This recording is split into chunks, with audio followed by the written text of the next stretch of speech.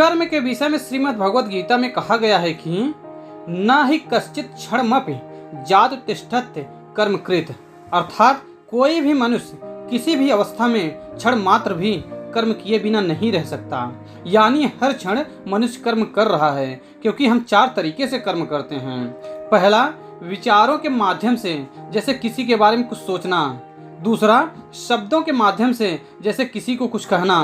तीसरा, क्रियाओं के माध्यम से जो हम स्वयं करते हैं। चौथा, क्रियाओं के माध्यम से जो हमारे निर्देश पर दूसरे करते हैं। इसका मतलब यह है कि वह सब कुछ जो हमने सोचा, कहा, किया या कारण बने, यह कर्म है। यानी हमारा सोना, उठना, चलना, बोलना, खाना, कुछ करना सभी कर्म के अंतर्गत आते हैं। नमस्ते दोस्तों, मैं अरविंद अपने YouTube चैनल त्रिशूल के इस नए वीडियो में आप सभी का स्वागत करता हूं। और आगे बढ़ने से पहले मैं आप लोगों से निवेदन करता हूं, यदि अभी तक आप लोग हमारे चैनल को सब्सक्राइब नहीं किए हैं कृपया सब्सक्राइब कर दीजिए और साथ ही साथ बेल आइकन को भी दबा दीजिए, जिससे जब भी मैं कोई नया वीडियो अपलोड करूँ तो उसका नोटिफिकेशन आप लोगों तक पहुँचे। कर्म की परिभाषा करना कठिन है, क्योंकि जैसा कि हमने बताया कि ग्रंथों ने आसक्ति, कर्तव्य, शुभ, अशुभ, योग, भक्ति आदि को ध्यान में रखते हुए परिभाषा की है एवं बहुत ही कम जगह पर स्पष्ट रूप में कर्म की व्याख्या की है। फिर भी गीता ने कहा, शरीर वांगनो वीर्यत कर्म, अर्थात शरीर, वाणी और मन से की गई क्रिया कर्म है। यानी शरीर निर्वाह संबंधी क्रियाएं, नींद, चिंतन आदि क्रियाएं और समाधि आदि क्रियाएं, ये सब कर्म ही है। इसी कर्म की परिभाषा को ध्यान में रखते हुए जो गीता में कहा है कि कोई भी मनुष्य किसी भी अवस्था में क्षण मात्र भी कर्म किए बिना नहीं रह सकता, क्योंकि हर पल मनुष्य मन, शरीर और वाणी से कुछ न कुछ कर रहा है। तो जो कुछ भी मनुष्य अपने जीवन में करता है वो सब कर्म है। अतएव आप ऐसा भी कह सकते हैं कि क्रिया को कर्म कहते हैं। अब यही कर्म को विभिन्न प्रसंगों में परिभाषित किया गया है, जैसे आसक्ति से युक्त कर्म, कर्तव्य कर्म, शुभ अशुभ कर्म आदि। उदाहरण के लिए कर्म संग्रह यानी कर्म का संचय कैसे होता है के प्रसंग में कुछ इस प्रकार कहा गया है।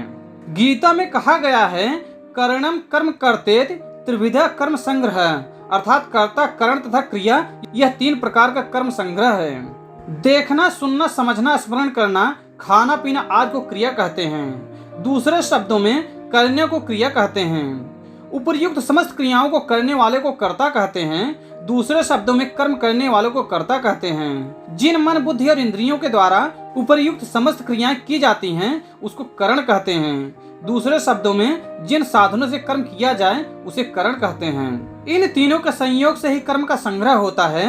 गीता के अनुसार जब मनुष्य मैं करता हूँ ऐसा मानता है तो उसके किए गए क्रिया को कर्म कहेंगे। अतएव जब मनुष्य स्वयं कर्ता बनकर अपने मन, बुद्धि और इंद्रियों द्वारा क्रिया करके किसी कर्म को करता है तभी कर्म बनता है और फिर इसी कर्म का संग्रह होता है, जिसे कर्म संग्रह कहते हैं। अतएव यहाँ कर्म संग्रह के प्रसंग में कर्म को परिभाषित किया गया, अर्थात मनुष्य तो कर्म करता है परंतु साथ ही मैं करता हूँ इस भाव से जो कुछ करता है वो कर्म है। यह कर्म संग्रह के प्रसंग में कर्म के बारे में बताया गया है। मूल रूप से कर्म को आप क्रिया समझिए और दी गई यानी परिभाषाओं को कर्म को ध्यान में रखते हुए परिभाषित किया गया है, यह समझिए। तो दोस्तों, आज के वीडियो में बस इतना ही। अगर आपको हमारा यह वीडियो पसंद आया है कृपया लाइक कीजिए और ज़्यादा से ज़्यादा शेयर कीजिए। धन्यवाद।